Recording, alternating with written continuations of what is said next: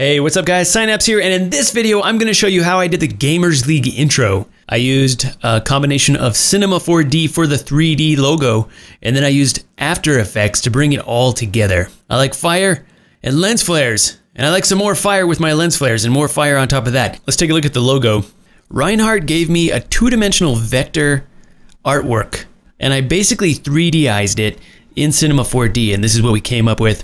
I also did a little bit of modeling just so that I can kind of extrude it and make it more 3D. I really like this logo. I think it's very clean. Once I saw it in 2D, I knew for sure that it was gonna look great in 3D. And I gave it a little animation and some fire. I also gave it some embers, like some sparks that fly off right when the helmet hits the fire. I'll give you another tip about how this workflow is. Over in Cinema 4D, I like to export at 1920 by 1080, and in this case I'm using 30 frames per second. Here's the important part. I export as an OpenEXR, because I need alpha support. And there's lots of ways to integrate alpha into your exports, but I highly recommend OpenEXR as an image sequence format.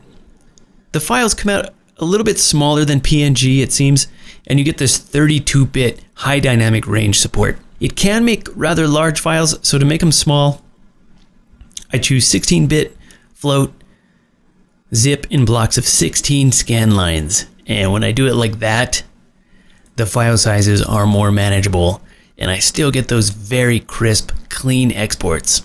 I also used ambient occlusion and global illumination for this. There's so many awesome effects. With the embers, those emit light, so that's why I wanted to use the global illumination. The ambient occlusion really brings out the shadows and gives the logo a lot more depth. So after I got all the 3D squared away, I bring it into After Effects, and this is what the final 3D looks like. And that's what the 3D looks like without any of the other effects. This is straight out of Cinema 4D. And so this is normally how I edit these. I start off with the 3D, make a really nice 3D export, and then bring it into After Effects. And of course I'm using a lot of layers in here. Layers within layers on top of layers. Then I bring in the other fire effects that radiate outwards as the helmet slams into the logo. And I don't think it would be a proper Psynaps edit if there were no lens flares, so I got some optical flares in there. I really love the way that fire looks. I added some glow to it to make it pop a little bit more. Alright guys, I just wanted to do a quick behind the scenes on this intro. This intro is going to be available on my website for download.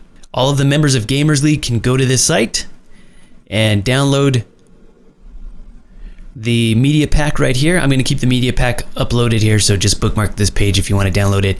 And if you're not a Gamers League member but you want to check out some 4K resolution, high quality backgrounds, you're welcome to do so. Alright guys, that's it for this video. If you liked the video, please subscribe to the channel. If you learned something, please like the video. Let me know what you think in the comments. Good luck and have fun.